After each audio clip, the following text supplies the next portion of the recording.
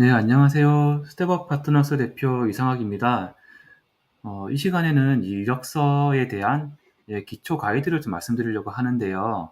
나에게 맞는 포지션 찾기부터 이력서 작성까지라는 주제로 좀 말씀을 드릴까 합니다. 해당 내용은 아마 지난해에 제가 사람인에서 주최하는 웨비나에 해당 내용으로 강의를 한 적이 있었고요. 그리고 링크드인에서도 이력서 작성이 궁금하셨던 분들을 좀 모셔서 구글 구글 미스로 한번 강의를 했던 적이 있습니다. 해당 내용을 좀 유튜브 영상으로 찍어서 또 이력서에 대해서 어려움을 겪고 계신 분들에게 조금 도움을 드리고 싶어서 영상을 또 찍게 되었습니다. 그래서 제 소개를 드리면 이제 저는 이제 서치펌은 헤드헌팅 회사라고 보시면 되고요. 스텝업 파트너스를 운영하고 있고 지금까지 IT와 스타트업 등을 중심으로 한 50개 이상 고객사들, 인사 담당자들과 이제 서류부터 연봉 협상까지 모두 소통을 하고 있습니다. 최근에 많이 줄긴 했지만 한 400명에서 500명 정도 후보자들을 추천드리고 있고 이분들 중에서 최종 합격률은 한 5%, 최근에는 한 2, 3% 정도 떨어진 것 같아요. 이 정도 합격률을 보이고 있고요. 그리고 아시는 분들 많이 아시겠지만 링크드인에서 이제 팔로워가 2.4만 명 정도 되고 다양한 분야 재직자들과 이제 커리어 관련해서 컨설팅이나 커피챗 등을 다수 진행을 했습니다. 그리고 최근에는 이제 유튜브 커리어 택시를 시작을 했고요. 네, 이제 영상은 2편 찍어 올렸고 현재 구독자 수는 32명이 되었습니다. 그래서 그래도 많은 분들이 구독을 해주셔서 감사드리고 혹시나 이 영상을 보시고 조금이나 도움이 되셨다라고 생각되시면은 구독과 좋아요 좀 부탁드리겠습니다.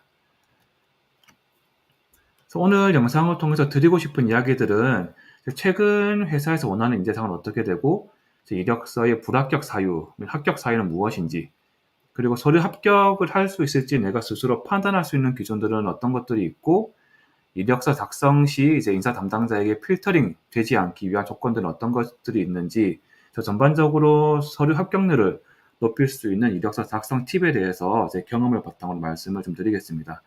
아마 보시면 이미 시니어 분들이나 잘 아시는 분들에게는 특별한 팁이 아닐 수도 있지만, 신입분들, 혹은 한 회사 오래 재직하시다가 처음으로 이력서 작성을 하시려는 분들, 혹은 서류에서 계속 탈락을 해서 내 이력서에 뭔가 문제가 있지 않나라고 고민하시는 분들에게 좀 조금이나마 도움이 되었으면 하는 바람을 가져봅니다.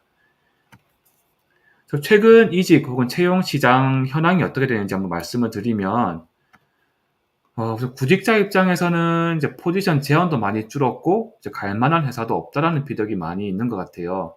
여기서 얘기하는 갈만한 회사라는 기준이, 워낙 요즘 특히 작은 회사들은 많이 채용도 어렵고, 또 큰 회사는 큰 회사일수록 또 어렵고, 지금 있는 곳보다는 더 좋은 곳으로 가려고 하다 보니까 나의 기준에 맞는 회사가 많이 없다라고 느끼시지 않을까 싶고요. 헤드헌터 입장에서는 이제 많은 회사들에서 채용 의뢰는 계속 늘어나고 있어요. 오히려 줄어들고 있지 않은데, 사람은 필요한데 적합한 사람이 없다라는 게 회사 입장인 것 같습니다. 이 적합하다는 기준이 이제 과거 2, 3년 전에 비해서도 상당히 많이 올라간 것 같아요. 그래서 회사에서도 바라보고 있는 채용 기준이 많이 올라가다 보니까 포지션은 오래 열려 있는데 지원자도 많이 있지만 회사가 원하는 기준에 맞는 사람이 없어서 오랫동안 채용이 되지 않고 있는 것이 아닐까 싶습니다.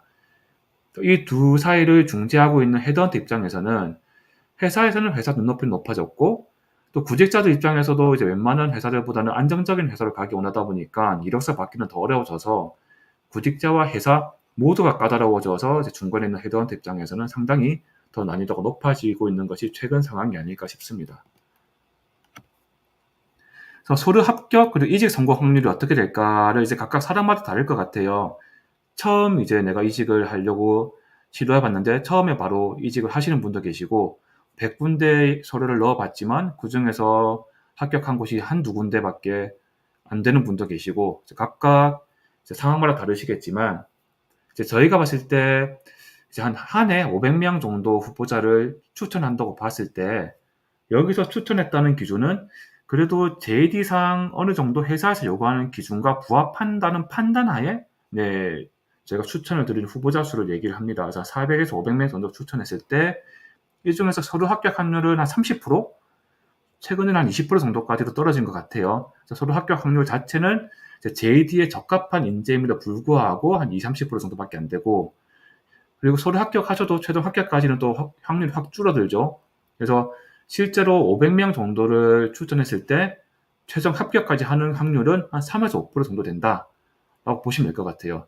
일반적으로 이직을 하신다 하셨을 때 한 100군데 정도 지원했을 때, 여기서 100군데라는 거는 이제 묻지마 지원이 아니라 정말 내가 해온 역량과 경험이 잘 맞는 회사에 지원을 했을 때 한 100군데 지원하면 한 30군데, 20군데에서 30군데 정도는 서류 합격을 하실 거고, 그 중에서 최종 합격하시는 곳은 한 3군데 정도가 되지 않을까 싶습니다. 그래서 상당히 서류 합격과 최종 합격 확률이 좀 낮아지고 있다라고 보시는 게 맞을 것 같아요.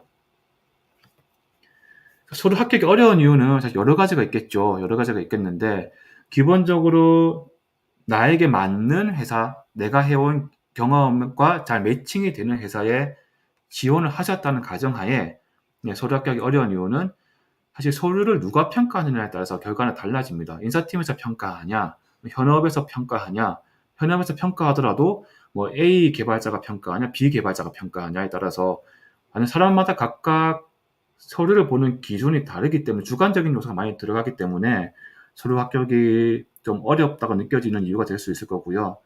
공통된 양식이나 기준이 없죠. 그리고 JD에는 나와 있지 않은 기준들이 또 많이 있습니다. 실제로 저희가 인사팀으로부터 채용에 대한 의뢰를 받다 보면 JD에 나와 있는 자격 요건 너머에 회사에서 실제로 원하는 자격 요건들도 따로 있기 때문에 이런 부분들은 구직자 입장에서 알기가 어렵죠.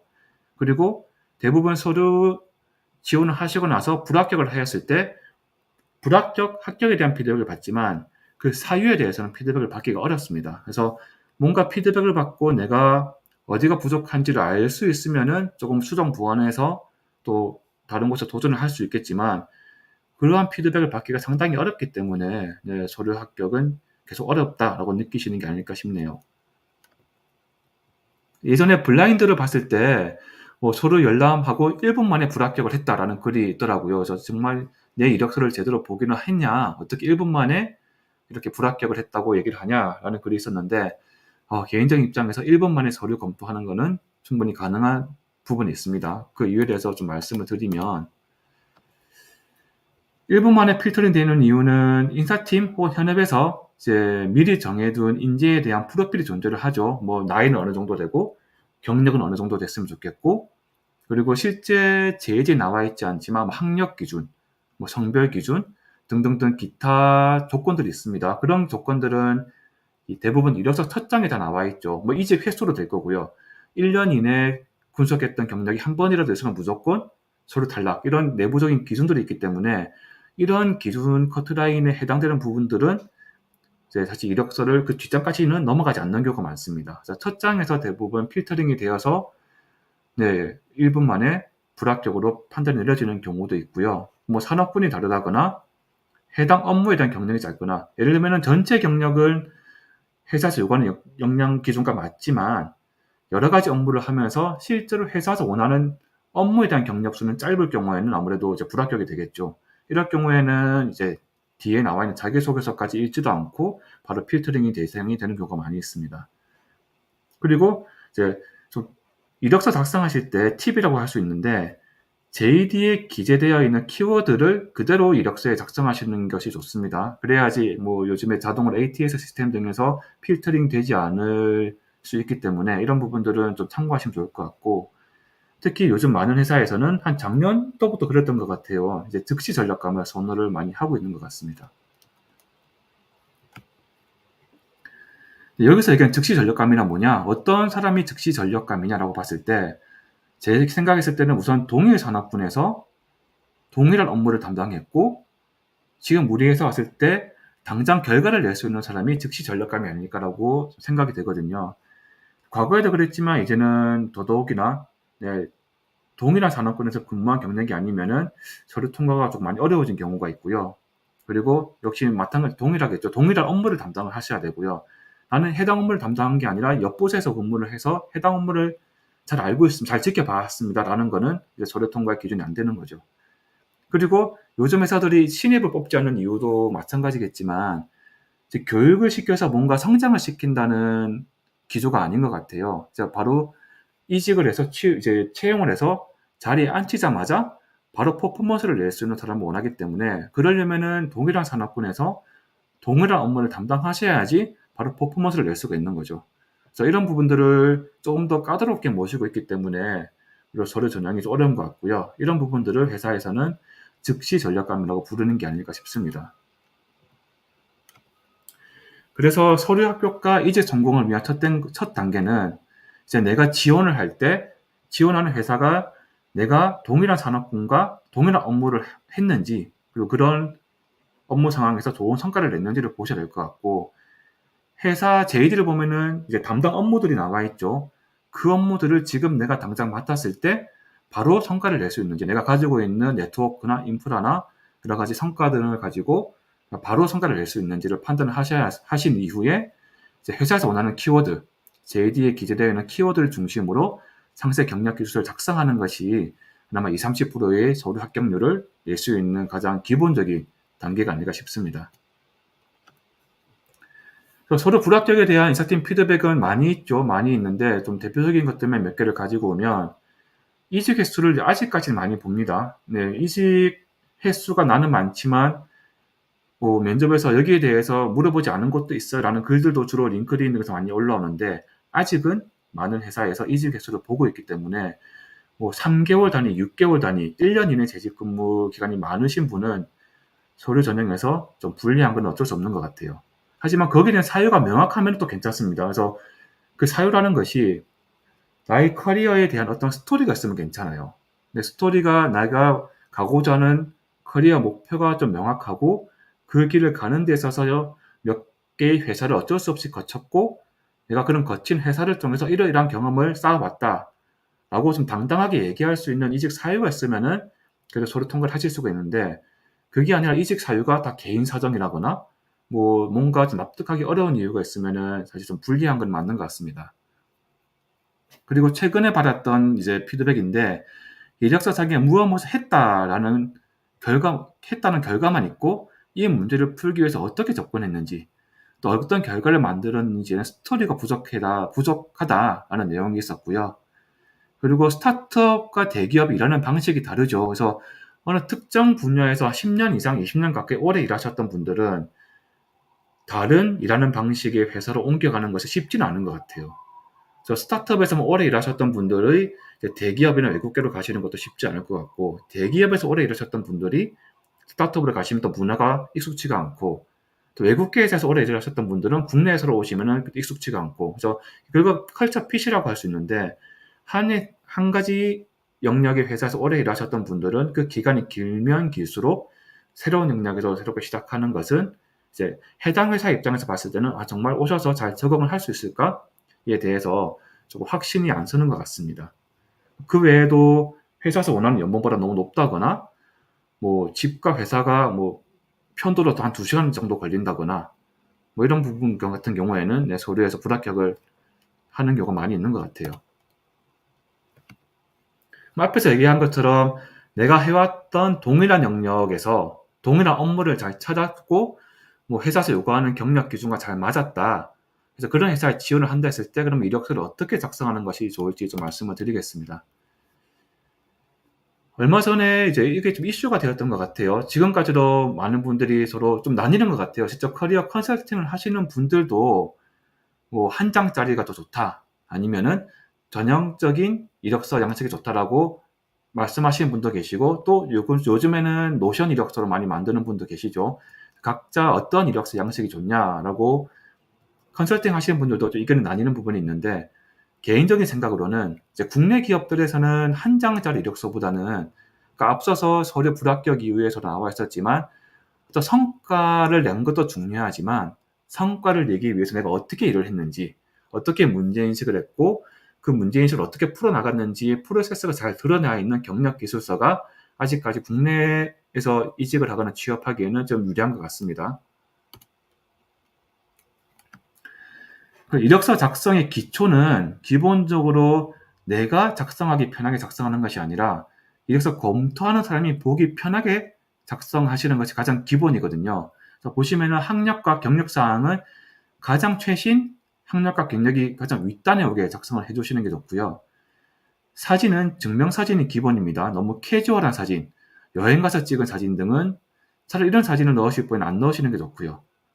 이래서 첫 장에는 핵심 역량 적으시는 게 좋은데 핵심 역량은 내가 지원하는 회사 혹은 분야와 관계가 있는 나의 역량을 적어야 전혀 관계없는 역량을 적으시는 거는 좋지 않습니다. 예를 들면은 뭐 해외 영업 포지션인데 나는 해외 영업도 했지만 국내 영업도 했었어. 국내 영업에서 하셨던 막 좋은 결과들 막 적으시는 분도 계세요. 그럴 경우에는 뭐 이력서를 보는 입장에서는 별로 눈에 안 들어오죠. 눈에 들어오진 않고 오히려 내가 읽을 거리만 더 늘어나기 때문에 조금 더 집중도를 떨어뜨리는 역할을 하기 때문에 내가 지원하는 회사에 맞는 그 업무하고 관계에 있는 부분들만 핵심 역량을 적어주는 것이 좋습니다.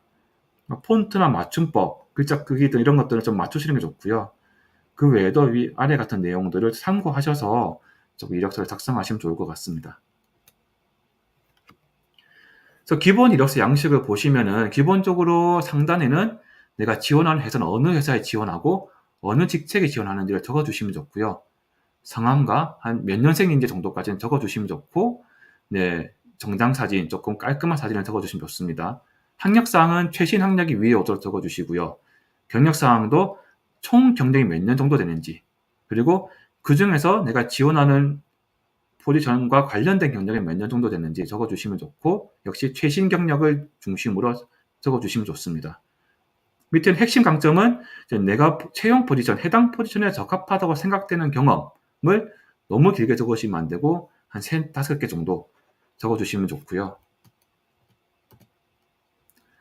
그리고 네, 연봉이나 주소 이런 부분들도 입사는 언제 가능한지, 그 외에 외국어 능력은 어느 정도 되고 자격증은 뭐가 있고 이런 부분들도 네, 추가해 주시면 좋을 것 같습니다. 경력 기술서를 적어주실 때 회사 소개를 좀 적어주시면 좋거든요. 왜냐하면 뭐 누구나 다 아는 회사에 다니시는 경우도 있지만 그렇지 않은 경우에는 인사팀 입장에서는 뭐 A라는 회사를 적었다고 하면은 그 회사가 어떤 회사인지 다시 또 이력서를 보다가 밖으로 나와서 회사에 대해서 또 찾아보고 해야 되거든요. 그러면 이력서에 대한 집중도가 떨어지기 때문에 뭐 재직하셨던 회사가 어떠한 일을 하고 있는 회사였고 사원수는 어느 정도 됐고 매출액은 어느 정도 되었는지 정도만이라도 간략하게 회사에 대해서 소개를 해주시면 좋고요. 그리고 어떤 업무를 담당했고 여기에 대해서 상세한 담당 업무들도 밑에 적어주시면 좋습니다. 그래서 뭐 이 상세 담당 업무는 내가 지원하는 업무와 전혀 관계없는 업무를 적으시면 안 되고요.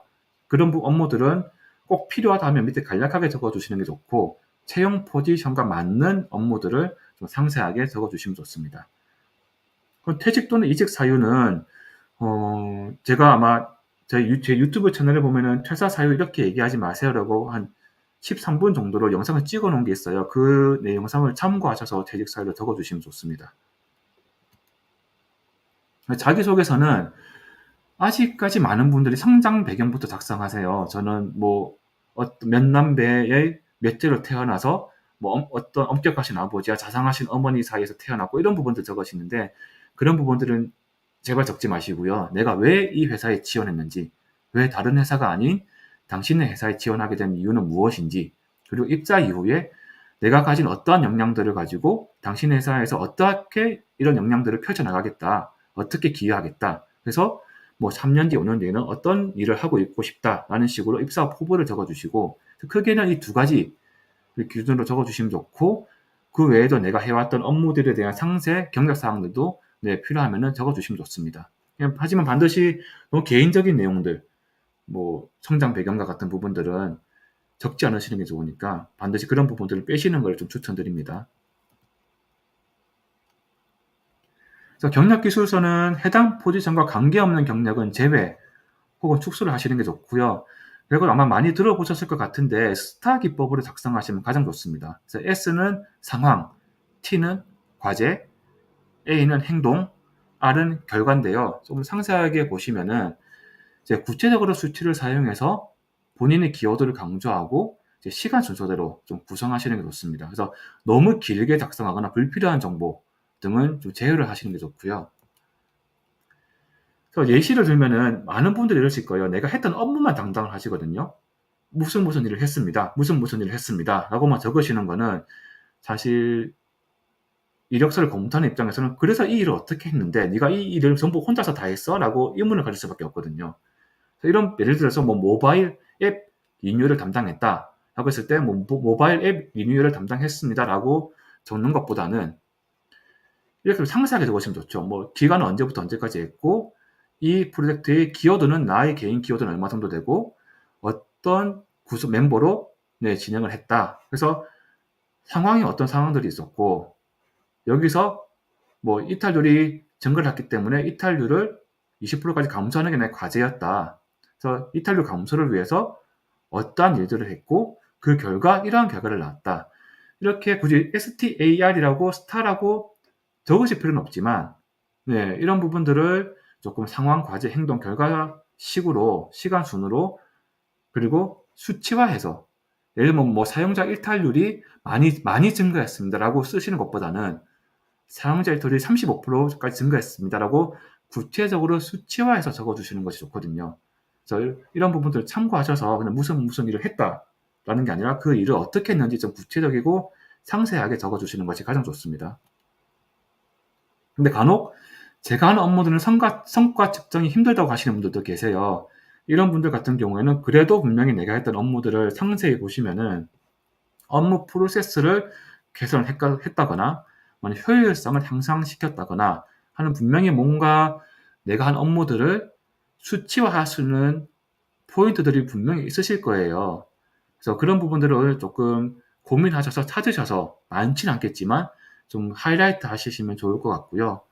네, 뭐 정 힘들다, 난 정말 없다 하시면은 뭐 유튜브 댓글이나 좀 남겨주시면은 제가 어떻게 좀 수치할 수 있을지 저도 고민해서 좀 답변을 드리도록 하겠습니다. 그래서 자기소개서 작성 방법을 좀 요약해 보면은 자기소개서는 성장 배경은 아닌 지원 사유, 입사 후 포부 등을 중심으로 작성을 하시고요. 그리고 경력 기술서에는 이제 프로젝트 중심으로 이 프로젝트 중심으로 해당 업무에 대한 성과를 수치화 중심으로 해서 작성하시면 좋고 결과적으로 이력서라는 거는 왜 회사에서 나를 뽑아야 하는지를 상대방을 설득시키는 거거든요. 그래서 일단은 내가 해왔던 업무들을 이제 구조화해서 논리적으로 상대방에게 잘 설명할 수 있도록 작성을 하시는 것이 좋고요.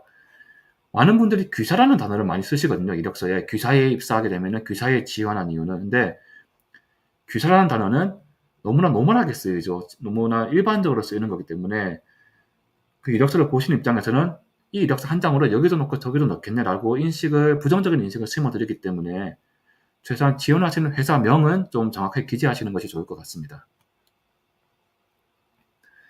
결과적으로 서류 합격을 하기 위해서는 가장 중요한 것은 나에게 잘 맞는 포지션을 찾아서 표준화된 이력서 양식에 맞게 스타 기법을 중심으로 작성을 하는 것이 가장 효율적인 이력서 작성 방법이 아닐까 합니다. 그래서 그 외에 작성 시 팁으로는 이제 JD에 나와 있는 키워드 중심으로 조금 작성을 하시는 게 좋고요. 숫자를 활용해서 강조하는 게 좋습니다. 예를 들면은 영업팀을 관리했습니다라는 것 대신 몇 명으로 구성된 영업팀을 이끌어서 몇 개월 동안 매출을 얼마나 증가했겠다라고 해서 수치화하시는 게 좋고요. 추상적이고 일반적인 단어는 안 쓰시는 게 좋아요. 저는 열심히 일을 했습니다. 최선을 다했습니다. 성실히 일했습니다.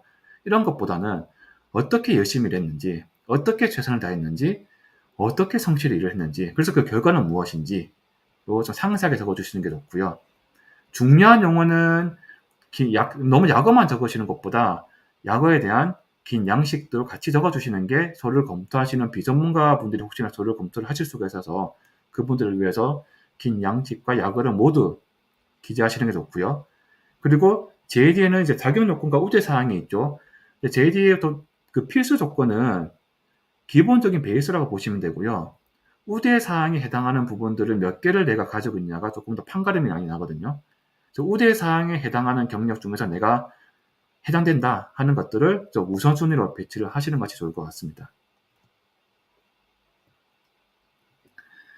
네, 그래서 이제 마지막으로 가고 있는데요. 이 세상에 사실 나쁜 이력서는 없죠. 많은 분들이 이제 저에게도 주시면서 제 이력서가 나쁜가요? 라고 문의를 주시는데 이 세상에 나쁜 이력서는 없는 것 같습니다. 하지만 비효과적이고 비효율적인 이력서는 있는 것 같거든요.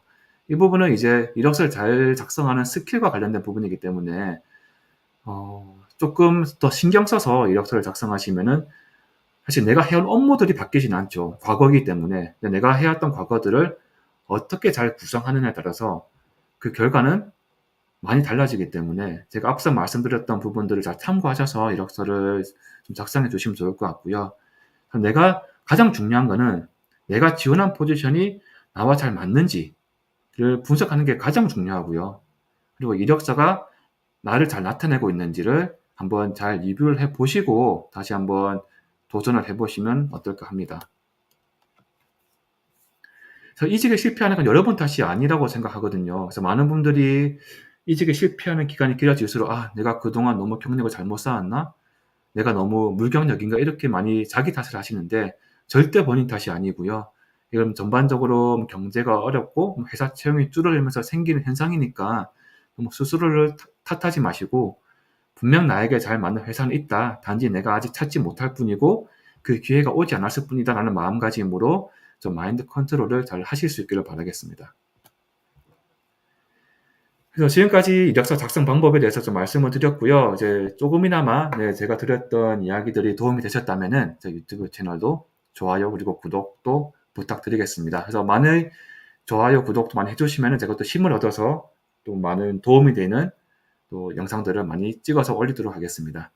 지금까지 들어 주셔서 감사하고요. 제가 드린 이야기들이 정답은 분명히 아니거든요. 저보다 더 좋은 이력서 작성 방법을 알고 계신 분들도 많이 계시고 더 많은 경험을 하고 계신 분들도 계시니까 제가 오늘 드렸던 얘기들은 참고로만 해 주시고 혹시라도 이력서 수정에 쪼끔이나마 도움이 되셨으면은 저는 많이 보람을 느낄 것 같습니다. 지금까지 들어 주셔서 감사하고요. 앞으로 또 링크드인, 유튜브 등을 통해서 다양한 이야기를 들려 드리도록 하겠습니다. 감사합니다.